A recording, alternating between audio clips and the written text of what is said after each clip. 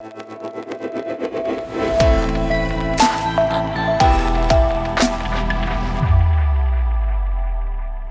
everyone, and welcome to episode 12 of our Yes, I Am a Closer podcast. My name is Dominic Caminata, owner and co-founder of Garasi University.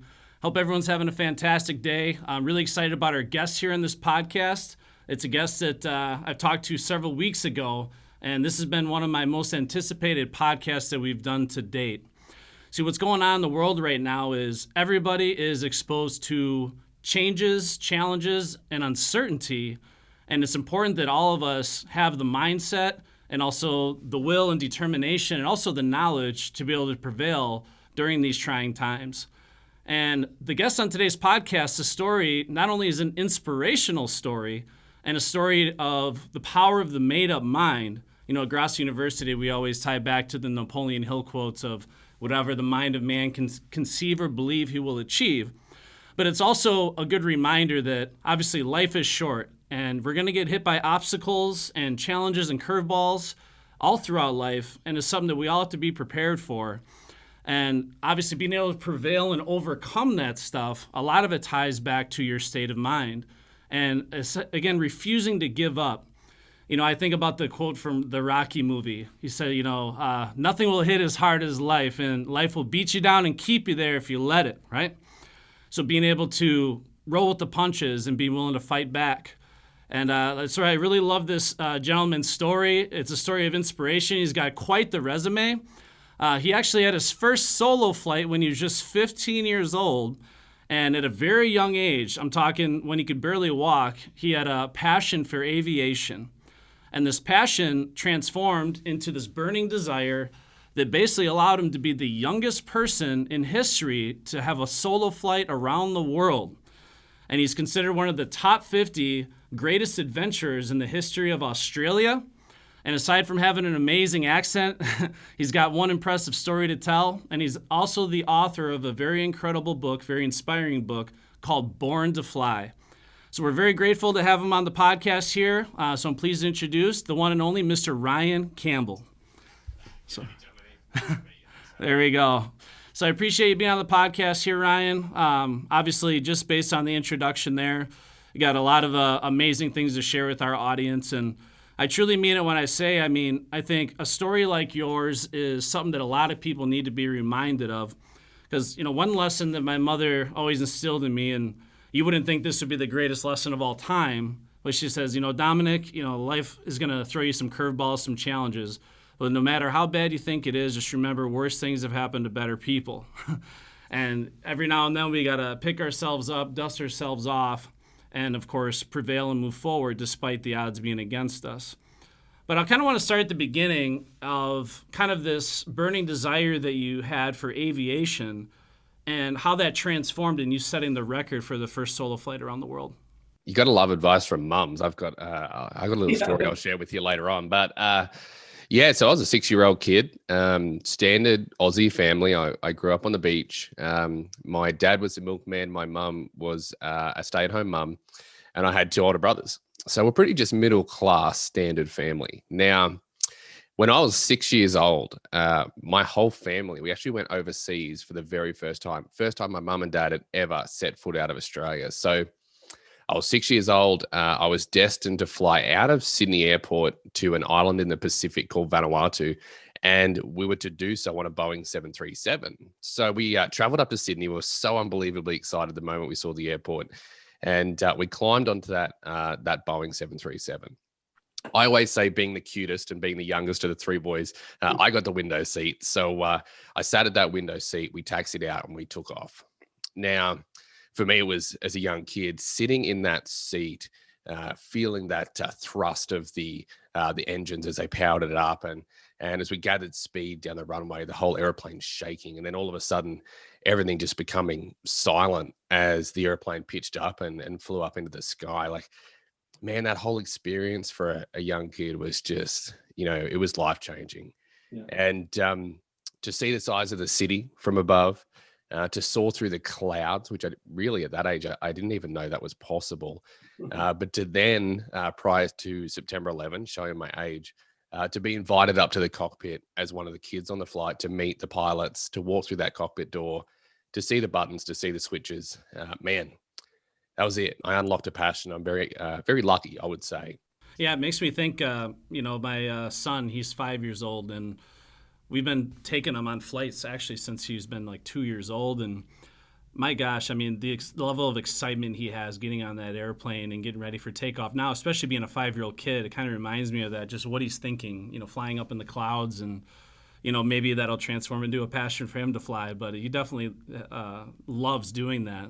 So I can definitely understand that from a 6-year-old kid just being in amazement. You actually said something in your book that it kind of got me thinking, because if you fly a lot, eventually it's kind of like going through the motions, right? You don't really take a second to realize how magnificent and what a miracle it is that this massive, I don't even know how much an airplane weighs, but this massive object is able to effortlessly take flight off a runway.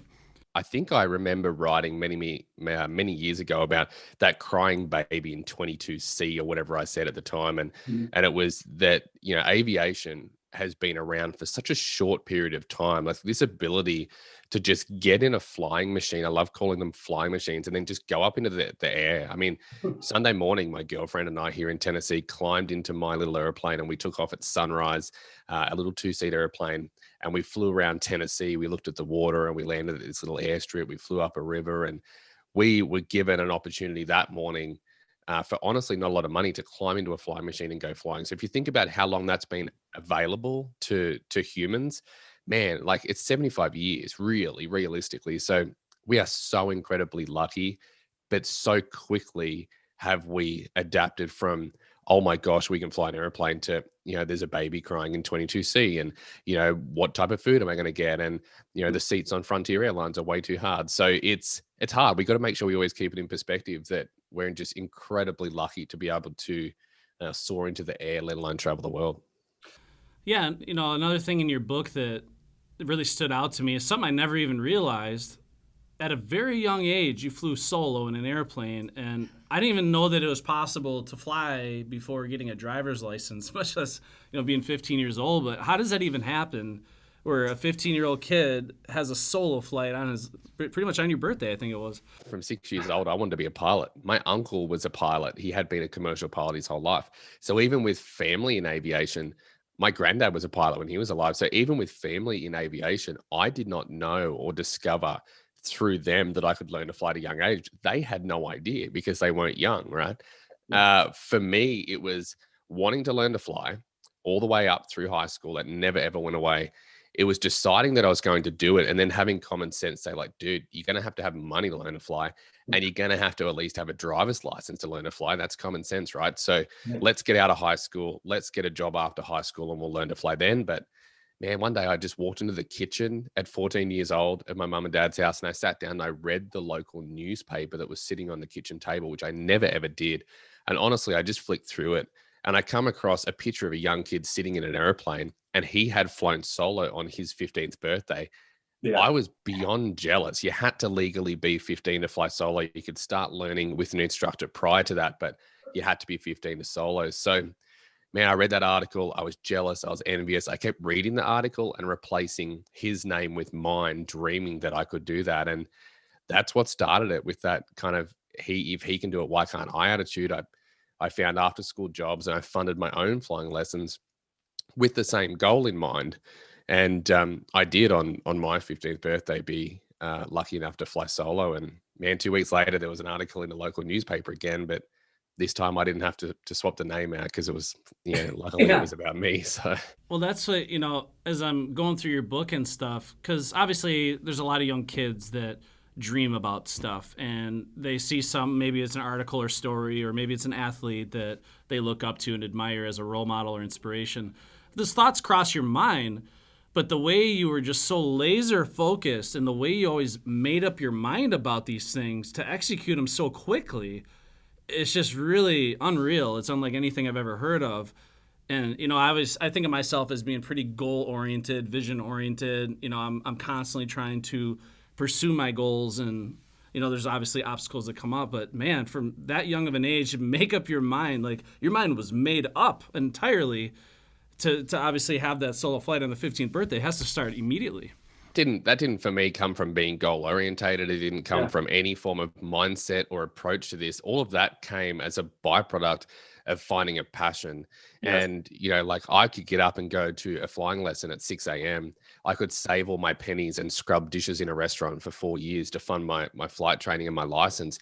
But if you told me I had to make my bed or go and run the cross country event at school, I always happened to be sick on that day. I wasn't motivated. Even now I have things I struggle to do in life. But when you find a passion, that is a fast, rapid flowing river. And if you can jump in a blow up boat and sit in that fast moving river, you're going to go places. And that's exactly what I found within aviation. And as we'll talk about, I mean, it took me to the highest of highs, and then it took me to the lowest of lows. And despite all of that, it is still my passion. So.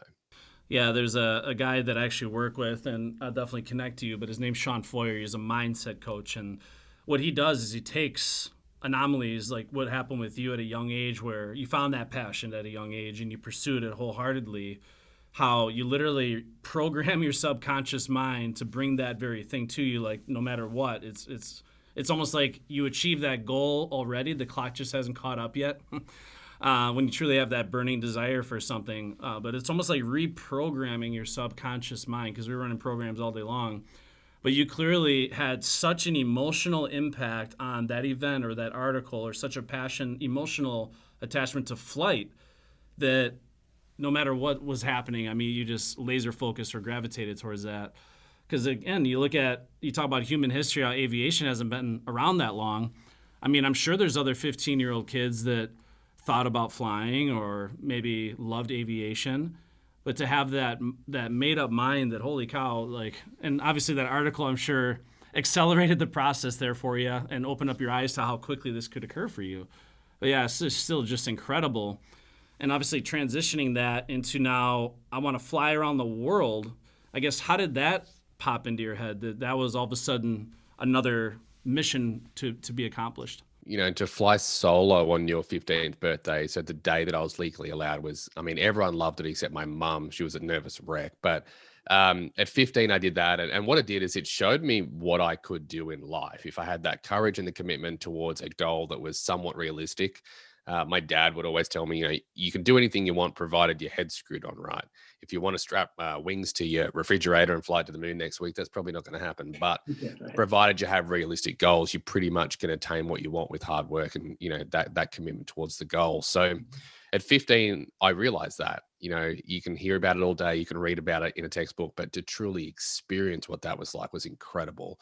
But it also it kind of gave me this new found desire to want to do everything I possibly could at the youngest possible age. So when I was 16 years old, I passed another flight test that allowed me to take friends and family flying in a kind of a restricted distance from my home airport. So at 16 years old, I was still a year away from being able to drive a car on my own, but I could take people flying in the airplane. So I cut a deal with all my school friends. I was like, listen, you fly me from school to the airport.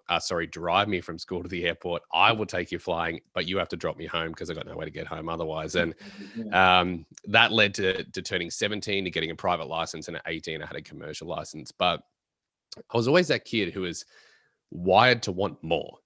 I found the pioneering aviators of yesteryear just the most inspirational humans in the world, to pave new pathways, to go out and achieve things that have never, ever been achieved by a human in history. Like, these guys and girls were just my heroes. And I read books about them and watched movies on them. And I just loved what they had achieved. Now, that pioneering spirit lingers on, but the opportunity to break records or achieve aviation first has obviously dwindled as time goes on, because a lot of those records have been broken, or those firsts have been achieved.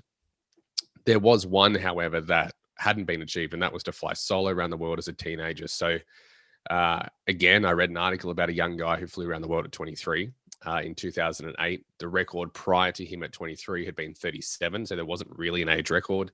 So clearly that's not something young kids even think about, right? Because the guy was almost 40 years old that held the previous record.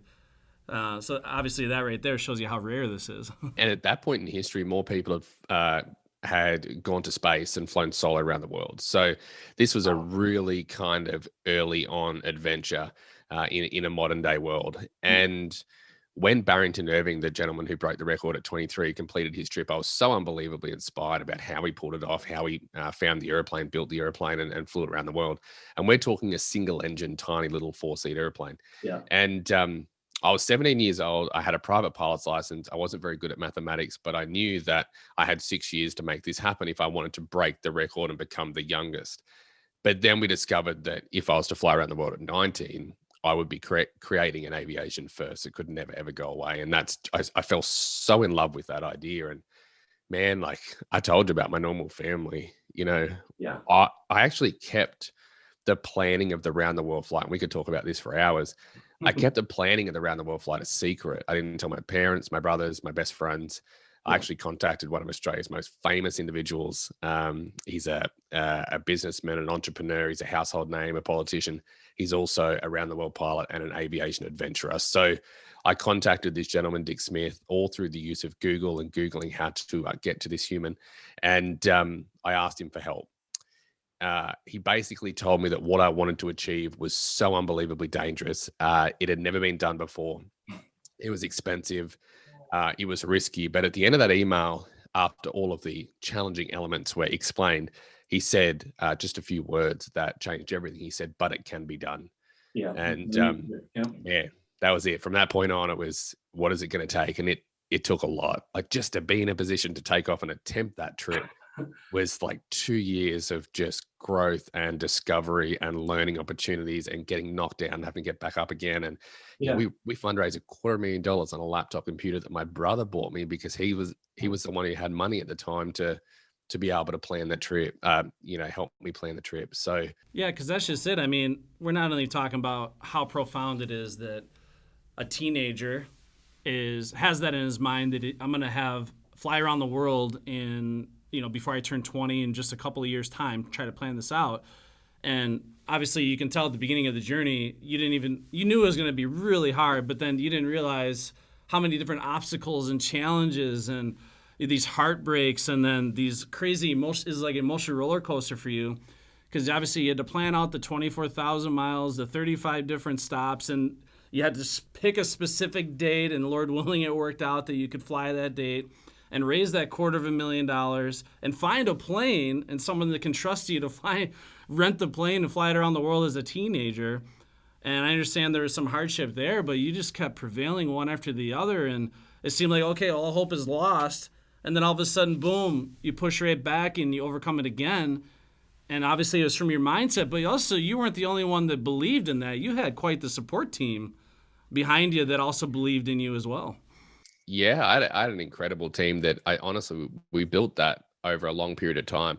Yeah. And wanting to do something for the right reason was the reason that we had a support team. It wasn't for ego, it wasn't for story, it wasn't for media, it wasn't for any of that. It was purely for, going out there and seeing what I could do, seeing what we could do as a team. It was to create some history, but more importantly, to inspire and encourage other people to pursue these kind of crazy out there dreams that they have in their head. And even as you say, getting an airplane, and again we could talk for hours about it.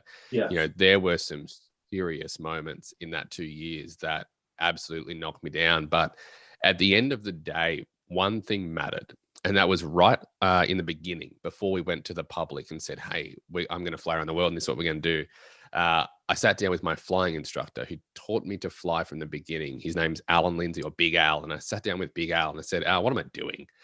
I'm 17 years old and am I getting myself into too much here? And he said to me, you need to break it down. We need to step right back, stop looking at all the little details that confuse you on a day-to-day basis. Step right back, pretend you're at 20,000 feet, look at the big picture. You need to make a yes or no decision as to whether you're going to pursue this or not. If you say yes, once you've weighed up all the pros and cons, if you say yes, you do not give up until the day that it either is a success or B, it is a failure to the point where it just cannot be recovered. He said, but if you say no, you walk away from it, you find something else to pursue, whatever, you take up knitting, it doesn't matter, but you don't go back to this. And it was this really big moment in life where we obviously said yes. And so every time that we got knocked down, whether we're sitting in the middle of Kansas in a brand new suit, knocking on the world's largest aircraft manufacturer's door to ask for an airplane, or whether it be, it doesn't matter what it is. Every time we were knocked down, we just went back to that yes and no decision. And I said yes. So I had to find a way to keep going. And that was to build that mindset and to build that experience in the moment to prove to yourself that you could overcome the most incredible challenges that were thrown at you, gives you the confidence and the tools and the knowledge of how you can overcome the next challenge. And in some ways, every challenge become a little bit easier because you had the experience of the previous, challenges before it. So. Yeah, just the way you overcame fear, and obviously there's a lot of uncharted territory. Not just the flight around the world being uncharted territory for you, but just all the different things that needed to occur for that dream to happen. Yeah, it's a very inspiring story, and I'm sure people are listening and wondering now, how does a young kid that sets the world record for aviation and kind of fulfilled his dream and his desire, how does that translate into being turbulent tough, right? So obviously, one of the big messages that you're spreading throughout the world right now, and it's something that is going to be, potentially a huge future for you, is spreading this message of turbulent tough. And this kind of ties back into us being, prepared. We're going to have, they call it headwinds of change, or obstacles and challenges and accidents and things happen. So kind of how did this amazing story of aviation turn into a conversation of overcoming adversity and challenge? Yeah, 100%. So, here's a real quick recap of the whole story. So we've decided to fly around the world. We spent 2 years planning, fundraising that $250,000 and equipping a single engine airplane to be able to fly around the world. The shortest leg was 20 minutes. The longest leg was 15 hours nonstop in a single engine airplane, 160 gallons of fuel mounted inside the cockpit with me in a big bag of fuel. So we're not flying a normal little airplane. Like we're on an adventure. Yeah. All the way across the Pacific, across North America, all the way up to the top of the world, over the North Atlantic, through Iceland, down into Scotland, all through Europe, through the Middle East, diverting around different places because of crisis and, political upset and all this stuff, all the way down through the Middle East into Asia, all the way back down into Australia. And eventually after 70 days, and as you mentioned, 24,000 miles, we had successfully flown solo around the world. Yes, we'd broken a record, but at that point, it just really didn't matter. It was all about the impact that flight had on not just me, but those around us. So we're flying around the world, and as a 19-year-old kid, I'm sitting there wondering what's next. Well, life was super cool at that point because I'm just going and sharing my story on the speaking circuit in Australia. Yeah. All these incredible things are happening, meeting the royals. Your life has taken a unique turn when you're standing face to face with Prince William, and you're having a conversation with him about aviation. But that's not, and you can see here on the photo with him, that's not the story or the lesson that I took from that night. It wasn't about meeting Prince William. It was about being a normal 19-year-old kid, despite what I'd been through, that didn't want to eat any of the funky food at the reception and left meeting the royals, climbed into his car and drove in that suit to KFC and sat there and ate fried chicken as they cleaned the floor underneath my feet at KFC at 11:30 at night. So yeah, that's kind of the story. You almost look like a Secret Service agent there if you had a little earpiece, right? Yeah. You clean up. Yeah, it was quite the formal event. But whatever it may be, you mentioned being named one of Australia's 50 greatest explorers. I don't make my bed. How did I make that list? And life was incredible. On the 28th of December 2015, so we're talking 2 years after the end of the round the world flight, we'd written the book, Born to Fly was out there. The story was doing incredible things, and I was pursuing my career as a pilot. That's what I wanted to be more than anything. That passion hadn't wavered. If anything, it had gotten stronger. But on the 28th of December 2015, I went to work. It was just it was a normal day. My job was to fly a vintage biplane built in the 1930s, and to fly that airplane with one passenger at a time up and down the coast of Australia, do some light aerobatics if it was requested, and basically allow these people to have an incredible experience, something that I got to experience so often. And it was an incredible job. It was a beautiful old airplane. I was very lucky. On that day, however, we weren't lucky. We took off out of a grass runway in Australia early morning for what was meant to be a 25-minute flight. As we lifted off the runway, we had no oceans to cross, no records to break. We were just going for a beautiful flight. We had an engine failure, and we had an engine failure at low level. And despite what I could do in the best of my abilities, the outcome, as I tried to find a place to put that airplane down, was not a good outcome. Doing everything I could, we ended up in a very serious accident. So serious that I was actually cut out of that airplane and airlifted to hospital as the only survivor.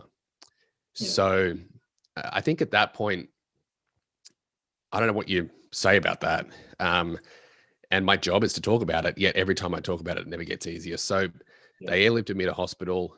I had 5 breaks in my back. I had shattered facial bones. I had almost a removed right ankle. They operated on me and put me all back together, and they took me to a recovery ward where I woke up very aware that something was very wrong. And that was the fact that I hadn't just been in an accident and had all these broken bones, but I had damaged my spinal cord. I was diagnosed a complete paraplegic from L1 down, so no movement or feeling below my waist. And that was it, mate. Like, everything that had given me my identity, which was aviation, had now been the very thing that took it all away.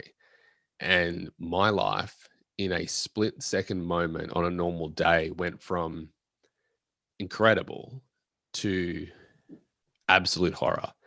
I'm not even sure how else to explain it. Yeah, well, and this is obviously those reminders that sometimes we all need is, no matter how invincible you think you are or how great everything is perceived to be, that can all change in the blink of an eye. I mean, not just an airplane, but you could be driving down the highway and someone falls asleep behind the wheel, or, a million other different examples of that. And, it's one thing to have that happen to you and have it completely break your life forever, but it's another thing to understand that accidents happen. That's why they call them accidents and not on purposes, like my dad always told me. And we have to obviously grow and learn from those and figure out a way to move forward. And obviously it's easier said than done. But that's what I'm hoping that your story does to the viewers watching this, is it reminds them, first of all, life is short, can change in the blink of an eye. Curveballs are going to happen. You're going to have challenges. You're going to have obstacles. Obviously, the severity is different for everyone. But now, how do we pick ourselves up against this turbulence that you're describing and continue to move forward? And I'm guessing when that happened, that I'm sure there's some medical professional or some doctor that maybe alluded to you having a hard time ever walking again, and certainly never flying again. They label a spinal cord patient A, B, C, or D. It's called an ASIA score, A being the worst, so the most damage, and D being the best, D and E being the best. Incomplete is you still have a little bit of function. Complete is you don't have any function below the damage. And I was complete ASIA A, and they built me a wheelchair. And it was evident from relatively soon after the accident that hopefully I would get something back, but the thought of ever walking again was slim. The thought of ever flying again was even slimmer. And I spent 6 months in hospital. I spent 1.5 years in rehabilitation, going through that process. And the recovery for me was honestly miraculous. It was a lot of hard work and determination and a lot of luck as to how I damaged my spinal cord. And I can now tell you, after 1.5 years of rehabilitation, that I walk. And no, I look like I've had too many Tennessee whiskeys, but I walk. Well, you're living in the right spot. Everyone's used to that in Nashville, right? Obviously you have the points, I'm sure, where you just kind of want to give up hope or whatever, but then also something, because to me, when I look at that recovery time, that's pretty dang quick, in my opinion, to get out of the hospital with that level of injury and then to be rehabilitated, or at least be able to walk again in 1.5 years. So clearly there had to be some decision that you made, where it's like, you know what, no matter what happens, this is my next mission in life, is to get back up and get in that airplane. And I don't know if that was even crossed your mind early when you were in the hospital and it first happened, or if that was more after the fact.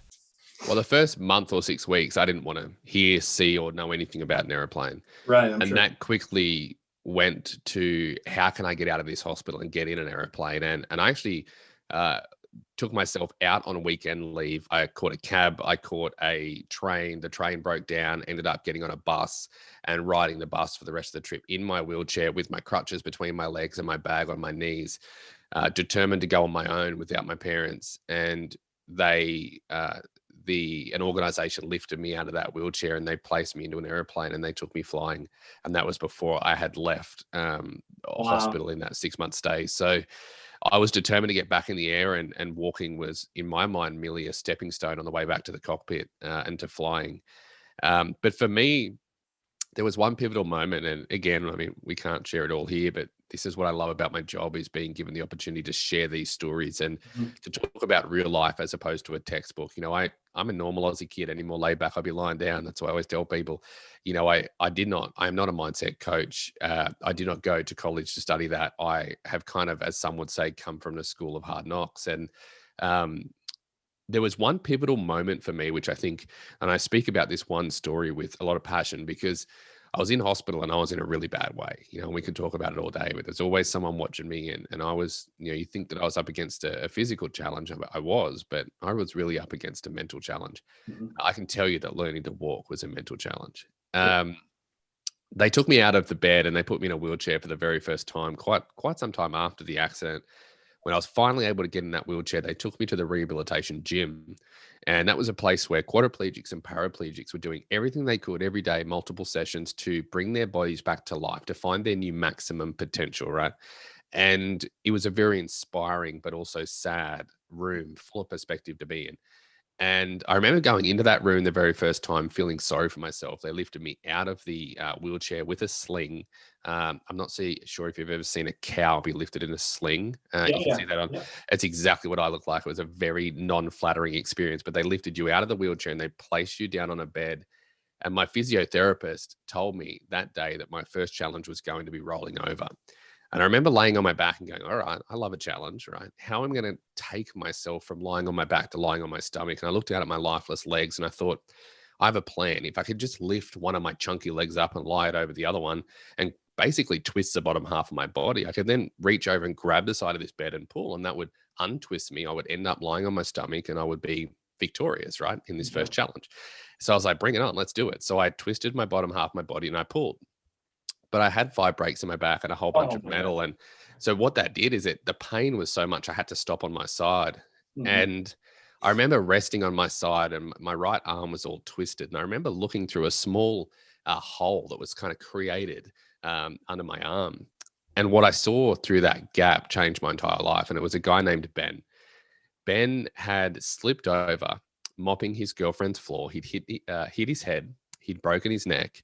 He was in his early 30s. He was now a quadriplegic with no movement or feeling from his chest down, very little movement or feeling in his arms. And Ben was in a really big wheelchair, right? He was in a really bad way. And when I looked up at Ben, Ben was looking at me.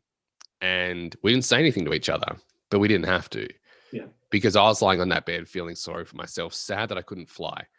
Let alone walk, let alone go to the bathroom like a normal human. My life was very different and still is. And I remember looking up at Ben, realizing in that moment what he would have given for just one chance at rolling over. Right. And man, like, to say that I felt like the worst human on the face of the planet was an understatement. So they put me back in that wheelchair and they took me back to the hospital ward. Now my body was resting, but like that night, my mind was just going at 1,000,000 miles an hour.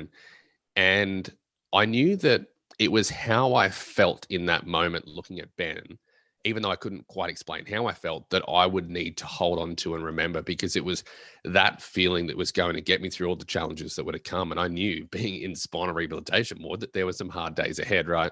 Yeah. So I decided that night to come up with some form of system that would allow me to kind of tangibly track progress above my shoulders, right? Life's won and lost above my shoulders. So I needed to come up with something that could track my growth in my mental health and my mindset.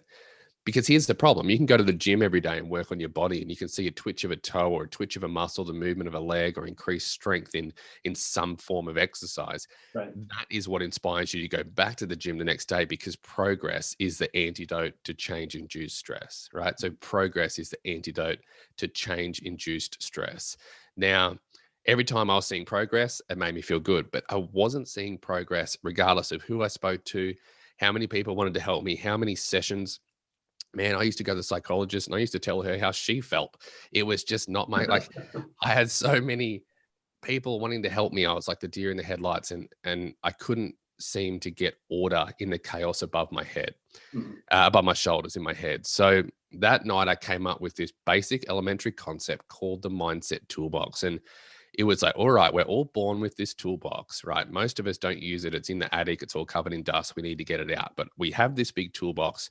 When we're born, it's empty. It's got lots of drawers. It's got wheels on it. So we take it with us wherever we go in life. Now, the whole aim of life is to take the moments that we experience, unpack them, extract all of the tools and the lessons out of that one moment, and then place them in this toolbox. So what we're doing is we're taking an easily forgettable moment, extracting the tools out of it, we're placing it in an unforgettable drawer. That drawer, we have access to that 24 hours a day, 7 days a week. And these tools are what allow us to tackle change, challenge, crisis, and adversity. And it's filling that toolbox that allows us to, as I would say, build a reservoir of resilience and become turbulence tough, right? To have the mindset and the tools, the systems required to ride out life's roughest bumps. Ben allowed me to create something that I then took very seriously all throughout hospital, all throughout the rest of now my life up until now. Not only have I filled it with tools that I experienced in the moment after that accident, but I've actually sat down with a Jack Daniels whiskey and I've thought about all those moments from the round the world flight. Jack Daniels is my one of my dream speaking clients, by the way. It's bad. I'm an Australian at heart. Nothing wrong with that. Nothing wrong with that at all. I looked back and I looked at all the lessons I'd experienced, all the moments that had been a part of my life prior to the accident, the round the world flight, and I started to notice that although I'd learned little lessons here and there, I truly hadn't unpacked the moments and pulled every lesson from them. So I wasn't operating efficiently. I wasn't as resilient or as turbulence tough as I had the potential to be. I wasn't operating at my maximum potential. And that process of going back and really kind of, debriefing life to make sure that we're as resilient and as ready as we can be for tomorrow was what changed my entire existence. Let me tell you one more thing before you talk about that, because I want to tell you my mum's story. Yeah. Once I realized that was where my life was going to go, was filling this toolbox, and that was what was going to allow me to sink, to not sink but swim, and that was what was going to allow me to climb the mountains ahead of me. I sat down with my mum. I remember wheeling my wheelchair into the cafeteria one morning, and my mum never left my side the whole time that I was in hospital. She never left. And I remember wheeling in there, and it was just normal life. Like, we lived at the hospital, mum lives in a hotel just across the road. And we were having breakfast together that morning before I went down to the rehabilitation gym. And I wheeled in. I said, Mum, I'm pretty sure I've worked out how I'm going to get through this. And she was so excited and hopeful. You could see it in her eyes because she thought I'd come up with something that was going to really help me at this point. And I was really struggling. I said, I'm going to really toughen the hell up. That was my response to her. Wow. I'm going to toughen up. And I think she was almost a little disappointed because it wasn't some kind of like golden nugget that was going to solve all my problems. But what I'd realized was there was no golden nugget to solve my problems. Mhm. Getting through adversity, which adversity is a byproduct of breathing, right? It doesn't matter whether it's a spinal cord injury or a 6-year-old kid falling over and grazing their knee. To get through resilience, just to live, to be able to have a life where we sit at the beach or we drive around a pink Cadillac, which is a whole nother story, or whatever the, whatever the moments are that we long for in life, to live that dream life, we have to be able to deal with the byproduct of that dream life, which is resilience. So by understanding that building a mindset, filling a mindset toolbox, however you want to track your growth above your shoulders, by understanding resilience and adversity, the opportunity within it, and by committing to building that level of resilience, within you, is what is going to allow you to not just overcome incredible challenges, right? Tomorrow's roughest storms of, whether it be, as you say, anything can happen, right? It could be cancer, it could be losing a family member. It doesn't matter what it is. Not only will that reservoir of resilience allow you to overcome that, but even maybe more importantly, it'll give you the confidence to go and pursue those crazy out there dreams that you always thought weren't possible. Like, what's your version of flying solo around the world? What's your biggest, wildest, most crazy out there dreams? So there are no negatives to it. Becoming turbulence tough and understanding that the tough times are opportunity is honestly what allowed me to change my life and to kind of climb back to be where I am today. So. Yeah, story's so incredible in so many ways. It's hard to unpack it all. Like I said, in one sitting, this is something we could talk about in a full course for like 3 weeks. But obviously, a lot of the start of any journey is just beginning. Just to taking that first step.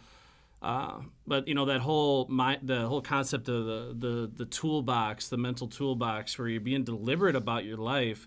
Because obviously, if you just let your subconscious mind or your conscious mind just drift off, and you're just in the nuances of the day to day, the habitual things that we get involved in, we rarely take time in a relaxed state. And this, in a positive way, is what this experience allowed you to do. Is in a relaxed state, maybe without the distractions, the busyness of the day to day life, you're able to really just sit there and be with your thoughts and try to be deliberate about unpacking these experiences in life and these lessons learned, and put them in the proper locations and the proper parts of the toolbox.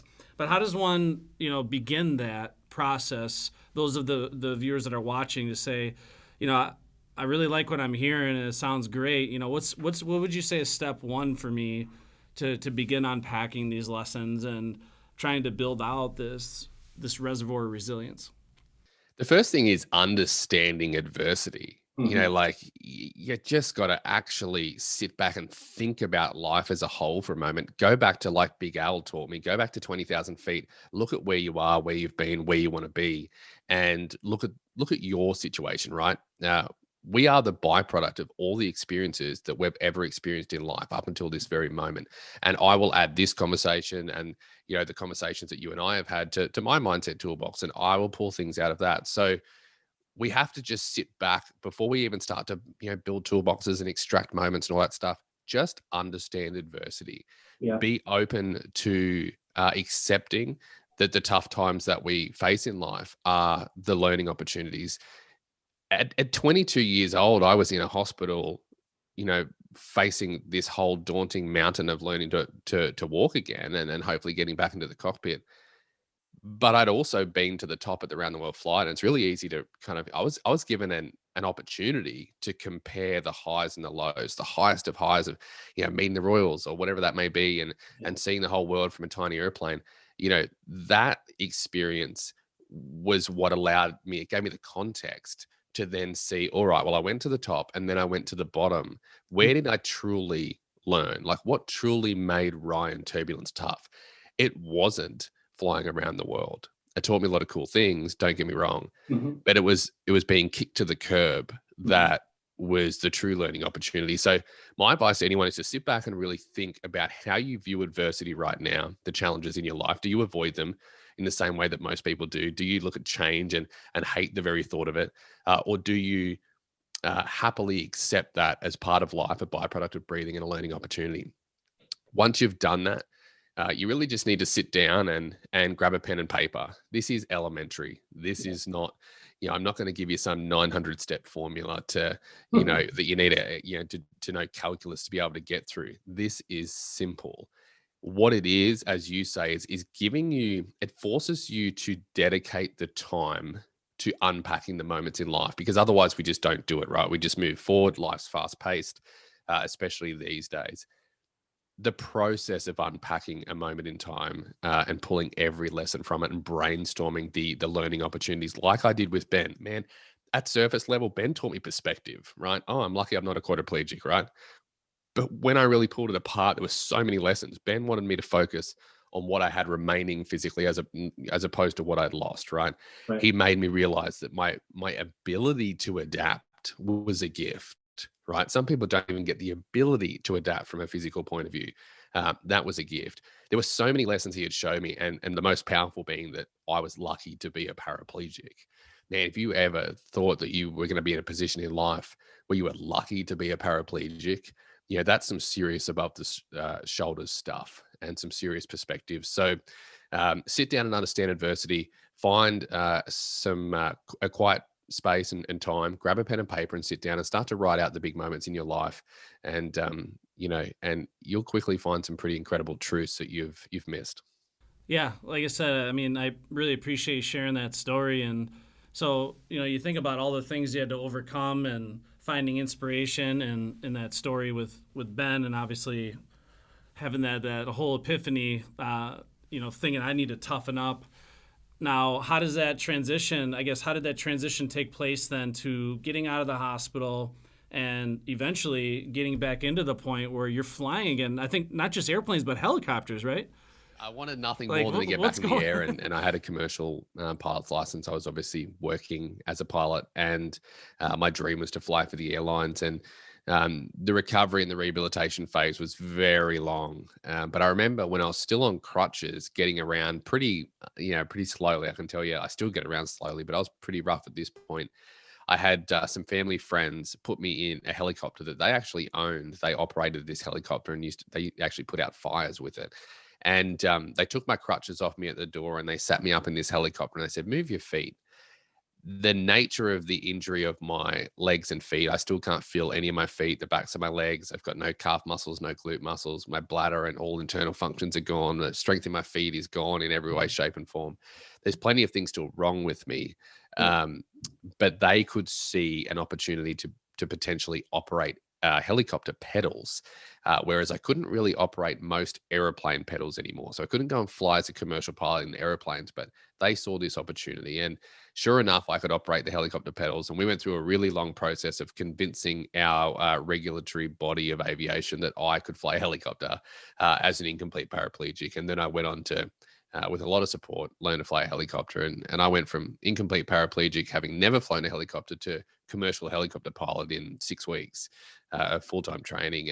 And that journey back to flying, not just flying, obviously, the helicopters, but flying privately. And there's a clip here of my little airplane called Doug.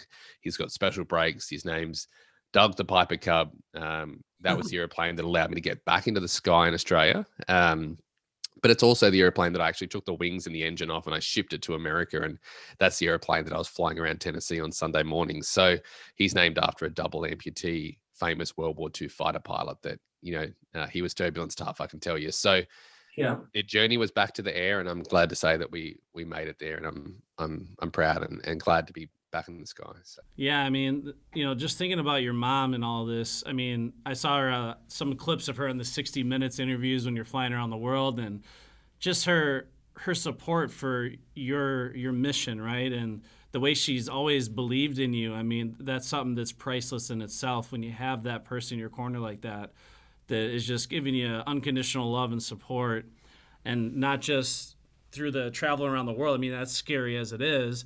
But then, obviously, to see your son in the hospital, be at his bedside, and help, the road to recovery, and then encourage you to keep pursuing your dream of aviation, no matter what. Like, that alone, what your mother has done too, is just so inspiring. I mean, all you parents watching that have kids, like, take some notes. Holy cow, it truly is remarkable. So hearing that, so. Yeah, incredibly lucky and incredibly blessed to have a support team and a great family. And one thing I will say, as incredible as that is, some people have brought that up with me and said, well, hey, is that what allowed? As humans, we always want to look at someone who's achieved or overcome, and we want to find excuses as to why we can't do what they did, right? And the first excuse is money. I can't afford it. Well, I've got stories about that and the way we funded the flight and everything's to the point of like, okay, that excuse is gone now. So, I can tell you now that if you go about something the right way, you do it for the right reasons. If you have great, foundation of morals and values, and it doesn't matter whether you want to achieve something great or you need to overcome something terrible, you will find people in your corner. I truly believe that, courage and commitment to take on anything, be it good or bad, is what allowed me to find myself here today and, to get to chat. So. Now, obviously, I'm sure what some of the viewers are wondering, the story of flying around the world in Australia, and there's a lot of Australian aviation stories that inspired you and stuff. Now, how does this transition occur now where you're living in Nashville, Tennessee, and I'm still waiting to hear the little Nashville accent, because we were just down in Nashville for our second annual closers camp, where they had that crazy winter storm in February, like one of the worst in 35 years, I guess, which, was an obstacle we had to try to overcome. But how does one end up in Nashville, obviously now pursuing this role, spreading this message across the world, and of course, trying to live this different life? First off, I never wanted to be a speaker, whether it was after the round the world flight or after the accident. I never wanted to be a speaker. I wanted to be an airline pilot. That was my passion since I was 6 years old. Why would I want to go and stand on a stage and, tackle public speaking? But I was flying the helicopter one day during one of my lessons, and as mentioned, I can't feel my feet. So I was flying along, and I ended up finishing my whole day of flying. I jumped in my car and I went down to the shop to buy some food for dinner. And I was with my dad, and I said, I feel something funny in my foot, which was odd because I normally couldn't feel it. I took off my shoe and found a rock in my shoe that had been there all day, and it had actually eaten into my foot, and my shoe was full of blood. Oh, So that put me back into hospital, and then it put me into a wheelchair for 2 months. And that was the point in life where I thought, you know what, Ryan, physically, you're not in the greatest shape. And more than that, however, there was a message that was far greater than my unwillingness to share it. And I thought, you know what, this is something that I can do good with. And I truly sold everything that I owned, and I said goodbye to my parents. I left Australia. I left my mum at the airport on Mother's Day. And I left, and I came to America, and with COVID and everything else that's come along, there's been just continuous mountains to climb here. I can tell you too, it just never seems to stop. But turbulence, tough, and the mindset toolbox, kind of this idea of sharing that with not just teams in corporate America, and which we love doing, but with anyone, podcasts, individuals. We're here to share the story, and we're here to help others with it.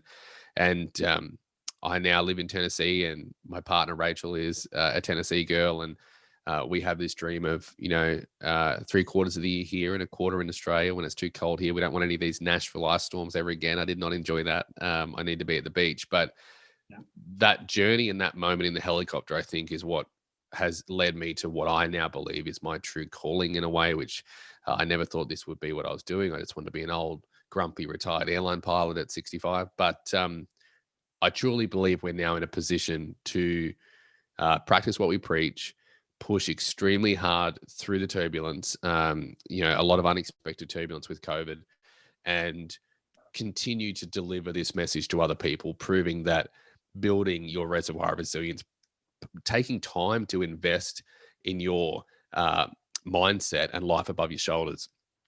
I really believe that that's what's going to allow people to overcome and achieve some pretty incredible things. And I'm also here for the fried chicken and the proximity to Yeah.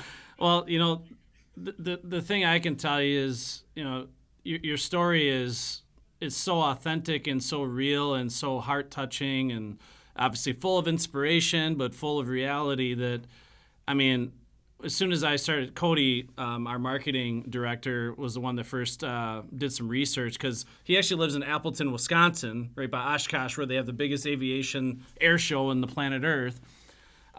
So he was really excited to bring you on. And then when we started talking to you and hearing more about what, the real story is, I mean, you can't help but just be moved by it. And, we all have those moments, those days where kind of we feel sorry for ourselves, and kind of like when you're looking under your arm and you saw Ben there.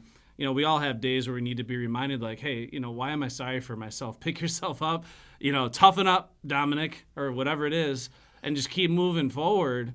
And that's what your story, I mean, as soon as I heard about what happened to you and how you've prevailed and how you're pursuing this new dream of public speaking, it actually, in a big way, inspired me instantly. And that's why I know, like, the message that you're teaching, especially with the toolbox and how to, go through that exercise, and of course, building the resilient reservoirs, that stuff instantly, I know, will inspire anybody that has a pulse. So I have big expectations for what you're going to achieve here. And did I hear you correctly last time we talked? Did we allude at possibly like an engagement or a wedding or something like that? I don't want to spread any fake news or anything. That stuff is definitely on the horizon for me. I'm a very lucky man, but yeah, I mean, very happy for you. I've got a girl, and if she ran away from me, I could never catch up. So she seems to stick around by my side, which is great. And we do. One thing I always want to say is, we talk about toughening up, and I've had a lot of tough love in my life, which put me into this position where I am right now. And we're not here to belittle anyone's problems. Adversity is not a competition. The 6-year-old, again, who falls over and grazes his knee, has just the same emotions running through his mind and needs just the same advice to overcome it than what somebody who is now quadriplegic, a paraplegic, or lost a loved one. Adversity is not a competition. And I'm not here to tell people that I worked in corporate America for 30 years because I'm 27, and that would be an incredibly huge lie. My life is not that. Once you establish a firm foundation, a place to put your tools in life, everyone that you come across after that point, every teacher, every adult with a story, a World War II veteran at Cracker Barrel who is eating alone and you sit and have a conversation with, every book you read, social media post you look at, every keynote speaker you hear, you will better utilize and more efficiently utilize the lessons that they're teaching you. So I'm not here to give you, fish for the rest of your life. I'm here to teach you how to fish and build that reservoir. And, that's hopefully something that I can provide to the people out there and make a difference. So I want you to know what I know without having to experience what I experienced. Yeah, absolutely. And, the way you explain it is, it couldn't be more on point. One thing I train on in my sales training is the importance of developing obstacle immunity. In sales, you don't think about hardship in sales, but one of the reasons sales is such a difficult profession, and obviously it's kind of the core foundation of who Gross University is because every day you're going head first, lawn-headed into rejection. And all human beings have a very massive fear of rejection. That's why public speaking is so difficult and why some people do hate it, or at least the fear is there for most people. They still say public speaking in some cases is people fear it more than death. But that all ties into rejection. And in order to be successful in sales, unfortunately, the job description requires you have to go head first into rejection day in and day out. And if you can't do that, it's going to be very hard to make a living.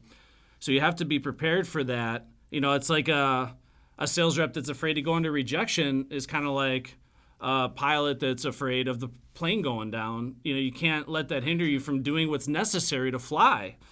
If you ever expect to take flight in the sales profession, you got to be able to go 100% into it. So, and that's the game that we're in as well is, once you have that story and that core foundation of something that you can offer other people, that's the hub of the wheel for us, the hub of a bicycle wheel. All the spokes are different ways that we can deliver that same message. Doesn't matter whether it's a podcast, a course, or a keynote, or a book. It doesn't matter.